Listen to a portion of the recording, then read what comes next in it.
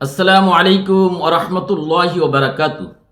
আউযু বিল্লাহি মিনাশ শাইতানির রাজীম। বিসমিল্লাহির রহমানির রহিম। আলহামদুলিল্লাহি রাব্বিল আলামিন ওয়াল আকিবাতুল লিল মুত্তাকিন ওয়াসসালাতু ওয়াসসালামু আলা রাসূলিল কারীম ওয়া আলা আলিহি ওয়া সাহবিহি আজমাইন। লা ইন শাকারতুম লাযীদান্নাকুম ওয়া লা ইন কাফারতুম ইন্না আযাবি লাশাদীদ। عن أبي موسى الأشعري رضي الله تعالى عنه عن رسول الله صلى الله عليه وسلم قال إن الله لا يطلع في ليلة النصف من شعبان فيغفر لجميع خلقه إلا لمشرك أو مشرك رواه ابن ماجه ورواه أحمد। মহান আল্লাহ পাক রব্বুল আলামিনের দরবারে লাখো শুকর যে মহান আল্লাহ পাক রব্বুল আলামিন আপনাদের মাঝে দীর্ঘদিন পরে একটি ভিডিও নিয়ে আসা তৌফিক দান করছেন। এই জন্য সে মহান রব্বুল আলামিনের দরবারে লাখো শুকর জানাই আলহামদুলিল্লাহ। আজকে কোন বিষয়ে আলোচনা করব আপনারা থাম্বনেল দেখে বুঝতে পারছেন। আজকের আলোচনার বিষয় হলো শব রাত কি বিদআত না ইবাদত, শব রাতের ফজিলত ও আমল। শব রাত শব্দটি ফার্সি শব্দ যার অর্থ হলো মুক্তির রাত, আরবিতে লাইলাতুল বারা বলে। হাদিসে লাইলাতুন নিসফি মিন শাবান বলা হয়েছে। নিজের বাসায় নিজে কোনো কিছু নামকরণ করা এটা জায়েজ, কিন্তু রাসূল সাল্লাল্লাহু আলাইহি সাল্লাম হাদিসে যে নামকরণ করছেন ওই নামে ডাকা এবং ওই নামে নামকরণ করা সুন্নাহ। তে আমাদের উপমহাদেশে আগে যেই কিতাবাদি লেখা হতো সেটা উর্দু, ফার্সি, হিন্দি এরকম মিশ্রিত ভাষায় কিতাবগুলো লেখা হতো। তো এই দেশের মানুষ এই রাতকে শব রাত হিসেবে চিনে, কিন্তু হাদিসের ভাষায় এটাকে লাইলাতুন নিসফি মিন শাবান বলে। অনেকে বলেন এটা তো কোরআনে নাই, হাদিসে নাই।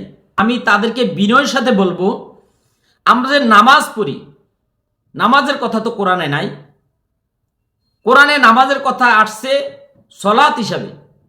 এমনিভাবে অনেক বিষয় আমরা উপস্থাপন করি, রোজার ব্যাপারে বলি, সেখানে রোজা তো কোরআনে রোজা হিসেবে আসে নাই, রোজা নাম হিসেবে আসে নাই। তো এরকম ভাবে নাম করা আপনার এটা কোনো বিদআত না, এটা জায়েজ। তাহলে ওইটা সুন্নাত হবে, আর সুন্নাত ভিতরে কল্যাণ আছে। এই রাত সম্পর্কে হযরত রাসূল পাক সাল্লাল্লাহু আলাইহি ওয়াসাল্লামের পাক জবান দিয়ে বলছেন, আন আবি মুসা আশআরী রাদিয়াল্লাহু তাআলা আনহু আন রাসূলুল্লাহ সাল্লাল্লাহু আলাইহি ওয়াসাল্লাম قال ইন্নাল্লাহ লা ইয়াত্তালিউ ফি লাইলাতিন নিসফি মিন শাবান ফায়াগফির লিজামিই খালকি ইল্লা লিমুশরিকিন আও মুশাহিন রাওয়াহু ইবনে মাজাহ ওয়া রাওয়াহু আহমদ।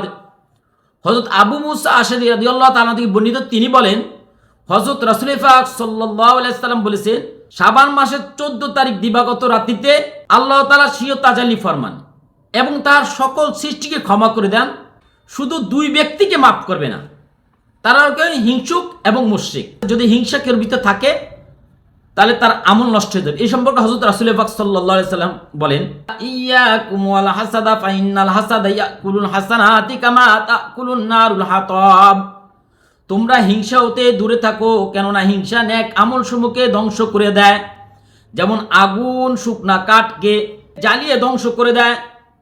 এই জন্য আপনি যদি মানুষের হিংসা থাকে, কেউর ব্যাপারে হিংসা, কেউ জায়গার হিংসা, কেউ জমি নিয়ে হিংসা, কেউ বিল্ডিং নিয়ে হিংসা, যেই কোনো জিনিস নিয়ে কেউ যদি কেউর প্রতি হিংসা বিদ্বেষ করে, এই ধরনের মানুষদেরকে আল্লাহ পাক এই রাত্রে মাফ করবেন না। বলি ইন্নামা আনা বাশারুম মিসলুকুম ইউহা ইলাইয়া আন্নামা ইলাহুকুম ইলাহু ওয়াহিদ ফামান কানা ইয়ারজু লিকাআ রাব্বি ফালইআমাল আমালান সালিহান ওয়া লা ইউশরিক বিইবাদাতি রাব্বি আহাদা। হে নবী, আপনি আপনার উম্মতদেরকে বলে দেন, আমি তোমাদের মতোই একজন মানুষ, আমার নিকট ওই প্রেরণ করা হয় যে তোমাদের ইলাহ এক ইলাহ, সুতরাং যে তার রবের সাক্ষাৎ কামনা করে সে যেন নেক কাজ করে এবং তার ইবাদতে কাউকে শরীক না করে। তাহলে এই আয়াত দ্বারা বোঝা গেল যে আল্লাহর সাথে কাউকে শরীক করা শিরক, কেউ কেউ আল্লাহর সাথে কেউ অংশীদার বানানো। সবকিছু দেওয়ার মালিক কে? আল্লাহ পাক রব্বুল আলামিন। কোরআন শরীফ অন্য আয়াতে বলেছেন ওয়াবুদুল্লাহ ওয়ালা তুশরিকু বিহি শাইআন ওয়া বিল ওয়ালিদাইনি ইহসানা, তোমরা আল্লাহর ইবাদত করো এবং তার সাথে কোনো কিছুকে শরীক করি না এবং মাতা পিতার সাথে উত্তম ব্যবহার করো। আমরা এখন কি অবস্থা করি? আল্লাহর ইবাদতের সাথে মানুষের শরীক করি এবং মাতা পিতা ভদ্র ব্যবহার তো দূরের কথা, সেখানে আমরা মা বাবাকে দাসীর মতো মনে করি। মানুষের কথা বলবো কি, আমি তো আমার মার যথাযথ সম্মান দিতে পারি না, দুঃখ আফসোসের বিষয়। মা বাবার খেদমত করতে পারি না। দোয়া করবেন আপনারা শখ করে আমার জন্য, আমার বাবা নাই, আমার মার যে যথাযথ খেদমত করা আল্লাহ আমাকে তাওফিক দান করে এবং মার সাথে ভালো ব্যবহার করার তাওফিক দান করে। শিরক করলে কোনো ইবাদত গ্রহণযোগ্য হবে না আল্লাহর কাছে। লাইন আশরাকতা লায়াহবাতান্না আমালুকা ওয়া লা তাকুনান্না মিনাল খাসিরিন। এ রাসূল সাল্লাল্লাহু আলাইহি ওয়াসাল্লাম, আপনি যদি শিরক করেন তাহলে নিশ্চয় আপনার আমল নষ্ট হয়ে যাবে আর আপনি অবশ্যই ক্ষতিগ্রস্তদের অন্তর্ভুক্ত হয়ে যাবেন। তাহলে চিন্তা করেন, আল্লাহ রসুলকে, আল্লাহর হাবিবকে আল্লাহ কি বলতেছেন? হে নবী, আপনি যদি শিরক করেন তাহলে নিশ্চয় আপনার আমল নষ্ট হয়ে যাবে, আপনি অবশ্যই ক্ষতিগ্রস্তদের কিন্তু অন্তর্ভুক্ত হয়ে যাবেন। আল্লাহর হাবিব তো শিরক করবেন, আল্লাহর হাবিবকে বলে আল্লাহ পাক রব্বুল আমাদেরকে শিক্ষা দিতেছে। রাসূল সাল্লাল্লাহু আলাইহি ওয়াসাল্লাম যদি শিরক করে তাহলে তারে আমল নষ্ট হয়ে, তাহলে আমরা তো দূরের কথা। এভাবে কোরআনে অসংখ্য জায়গায় বর্ণনা আছে। লা মাজাইবিল আহলাদিস সালাফি ভাইয়েরা বলে, হযরত রাসূল পাক সাল্লাল্লাহু আলাইহি ওয়াসাল্লাম তো বলছেন এই রাত্রে সকলকে মাফ করে দিবে, সকল মাখলুককে মাফ করে দিবে, শুধু দুই ব্যক্তিকে মাফ করবে না, হিংসুক এবং মুশরিক। তাহলে আমরা তো ইবাদতের দরকার নাই, ইবাদতের কথা তো বলা হয় নাই। আমি ওই ভাইদেরকে বিনয়ের সাথে বলবো, ভাই হাসিনা সরকার থাকতে অথবা এই ইউনূস সরকারের সময় যাদেরকে গ্রেপ্তার করছে, এই ইউনূস সরকার যদি সকল আসামিদেরকে বলে দেয় যে তাদেরকে বিনা শর্তে মুক্তি দেওয়া হলো, বিভিন্ন লয়ার দিয়া বিভিন্ন চেষ্টা মাস্টার পরও জামিন পায় না, এখন যদি বিনা শর্তে ইউনূস কি করে তাদেরকে মুক্ত করে দেয়, তাহলে আপনি কি এখন এই কারাবন্দী লোকরা মুক্তি পাওয়ার পরে কি ইউনূস সরকারের প্রশংসা করবে না করবে না? আপনাদের কাছে প্রশ্ন। অবশ্যই ইউনূস সরকারের প্রশংসা করবে, কেন অনেক টাকা পয়সা খরচ করে অনেক পেরেশানি করার পরও মুক্তি না পেয়ে বিনা শর্তে যদি ইউনূস সরকার তাদেরকে মুক্ত করে দেয় তাহলে তো তার প্রশংসা করবেই। একজন মাকলুক যদি একজন মাকলুকের উপকার করায়, সে কি করে? তার প্রশংসা করে। তাহলে যে আল্লাহ পাক রব্বুল আলামিন আমাদের স্রষ্টা, যার জমিনে থেকে আমরা খাই, চলি, নিঃশ্বাস ফালাই, সব কিছু পুরা বডিরাই যে মহান আল্লাহ পাক রব্বুল আলামিন আমাদেরকে দান করছেন, সে মহান রব্বুল আলামিন এই রাত্রে আমাদেরকে ক্ষমা করে দিবেন। আমরা কি সে আল্লাহর ইবাদত করব না, গোলামি করব না? এই সম্পর্কে মহান আল্লাহ তাআলা বলেন, লা ইন শাকারতুম লাযিদান্নাকুম ওয়া লা ইন কাফারতুম ইন্না আযাবি লাশাদীদ। আল্লাহ পাক রব্বুল আলামিন বলেন, যে ব্যক্তি আমার নিয়ামত পেয়ে শুকর আদায় করলো আমি তাকে নিয়ামত বাড়িয়ে দিব, আর যে ব্যক্তি আমার নিয়ামত পেয়ে শুকর আদায় করলো না আমি তার থেকে নিয়ামত ছিনিয়ে দিব এবং তাকে কঠিন আযাব দিব। তাহলে আমি আল্লাহ পাক রব্বুল আলামিন এই রাতে আমাকে এমনি এমনি মাফ করে দিবে, এই জন্য আমি এই রাতে এই জন্যই ইবাদত করব, আল্লাহর নিয়ামতের শুকর আদায় করব, এই উদ্দেশ্যে আমি ইবাদত করব, তাহলে বৈধ হবে। এই রাত সম্পর্কে অসংখ্য হাদিস আছে। এই অসংখ্য হাদিসের ভিতরে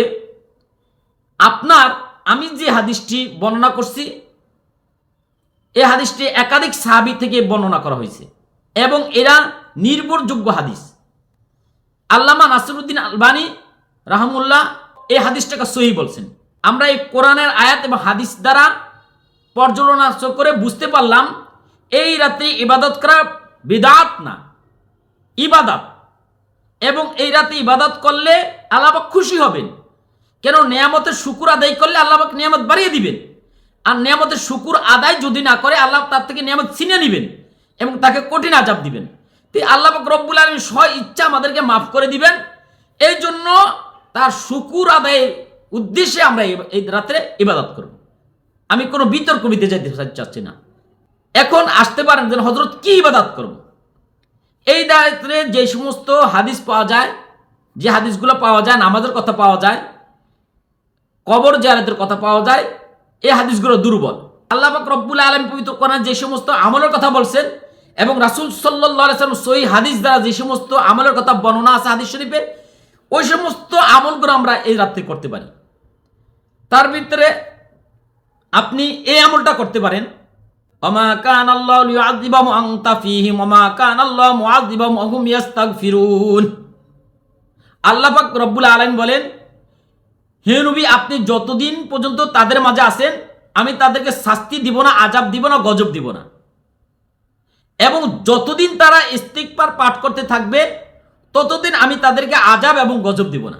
ওমা কান আল্লাহু লিউআযিবাহুম ওয়া আনতা ফীহিম ওমা কান আল্লাহু মুআযিবাহুম ওয়া হুম ইস্তাগফিরুন। এই আয়াতটা পড়ে রাসূল সাল্লাল্লাহু আলাইহি ওয়াসাল্লাম বলছেন, আমার বান্দাদের জন্য আল্লাহ পাক রব্বুল আলামিন দুইটা নিরাপত্তার কাঠ রাখছেন।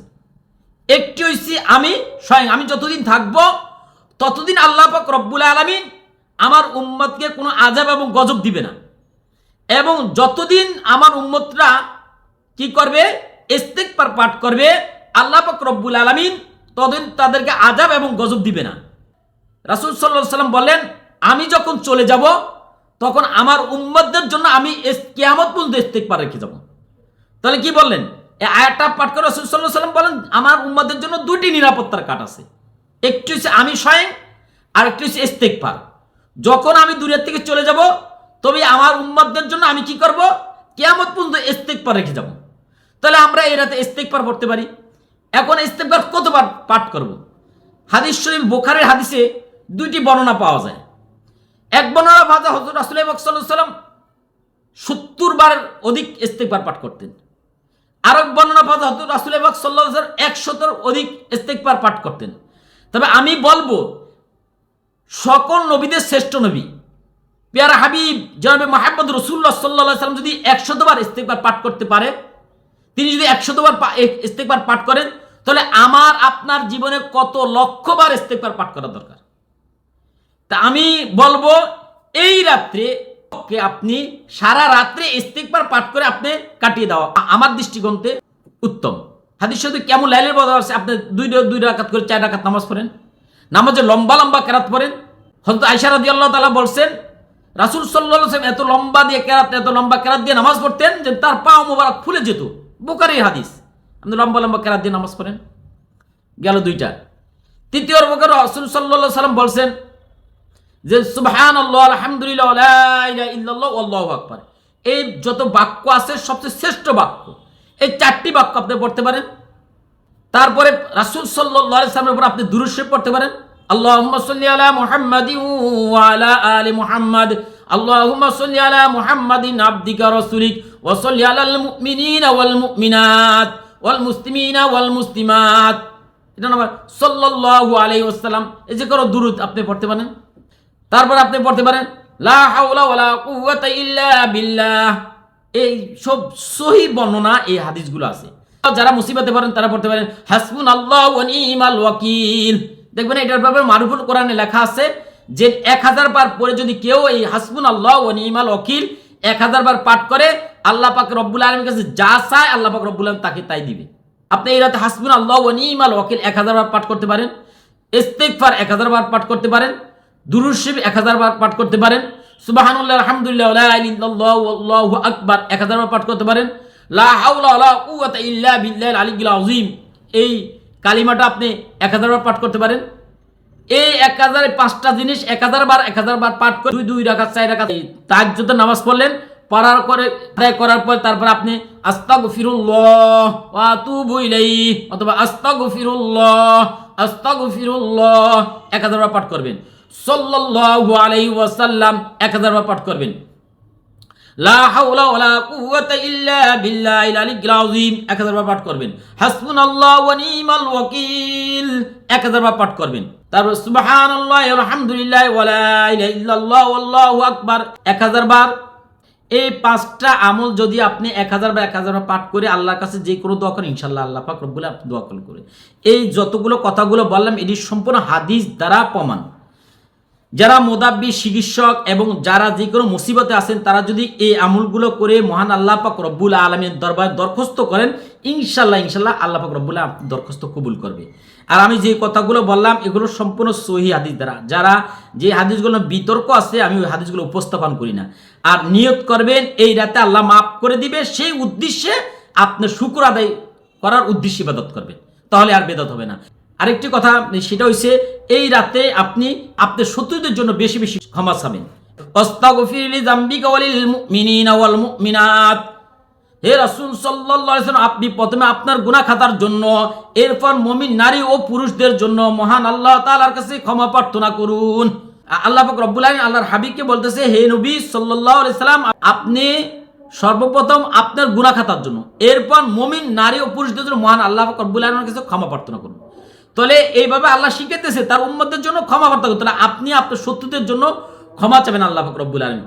এই জন্য যে জিনিসটা আপনার শত্রুর জন্য আপনি চাবেন, এই জিনিসটা ফেরেশতারা আপনার জন্য চাবে। তাহলে আপনার চাও থেকে ফেরেশতারা চাও উত্তম না? এই জন্য এই রাতে বেশি বেশি শত্রুর জন্য দোয়া করবেন। রাসূল সাল্লাল্লাহু আলাইহি সাল্লাম বলেছেন, ইযা সালতা ফাসআলিল্লাহ ওয়া ইযা ইসতানতা ফাসতাইন বিল্লাহ। যখন তুমি কোনো কিছু চাইবে তখন আল্লাহ তাআলার কাছে চাইবে, আর যখন তুমি কোনো সাহায্য চাইবে তখন একমাত্র মহান আল্লাহ তাআলার কাছে সাহায্য চাইবে। তো এই রাত্রে আপনার যত চাহিদা আছে মানুষের কাছে না, হাইটা আপনি আল্লাহর কাছে উপস্থাপন করেন। ইনশাল্লাহ ইনশাল্লাহ আল্লাহ পাক রব্বুল আলামিন মান্না পূরণ করবে। কথাগুলো বললাম, এই কথাগুলো মানার চেষ্টা করবেন। নিশ্চয়ই শাবানের ব্যাপারে, যে আমলগুলোর ব্যাপারে এগুলো বললাম, এই কথাগুলোর ভিতর সহি বর্ণনা এবং যে আমলগুলো দিলাম সেটি কোরআন এবং হাদিস অনুযায়ী, এর ভিতরে বিতর্ক নাই। আপনি এই রাতে এই উদ্দেশ্যে ইবাদত করবেন যে আল্লাহ পাক রব্বুল আলামিন আমাকে বিনা শর্তে আল্লাহ আমাকে মাফ করে দিতেছে। কোনো ইবাদতের কথা বলে নাই, কোনো কিছু বলে নাই, এমনি এমনি আল্লাহ পাক আমাকে মাফ করে দিবে। এই জন্য আমি এই রাত ইবাদত করতেছি, এই উদ্দেশ্যে যে আল্লাহ পাক রব্বুল আলামিন আমাকে মাফ করবে। আল্লাহ পাক রব্বুল আলামিন কৃতজ্ঞতা প্রকাশ করার জন্য আমি কি করব? আল্লাহ ইবাদত করব। কেন আল্লাহ তো বলছে, যে ব্যক্তি আমার কৃতজ্ঞতা প্রকাশ করবে আমি তাকে নিয়ামত বাড়িয়ে দিব, যে ব্যক্তি আমার কৃতজ্ঞতা প্রকাশ করবে তার থেকে নিয়ামত ছিনিয়ে নিব এবং তার কঠিন আযাব দেব। তাহলে যে ভাইয়েরা বলেন এই রাতে ইবাদত করার, তা আল্লাহ পাক এমনি এমনি মাফ করে দিবে, আপনি ইবাদত করবেন না, আল্লাহ শুকর আদায় করবেন, তাহলে আল্লাহ আপনি কোরআন আয়াতের বিরোধিতা করলেন।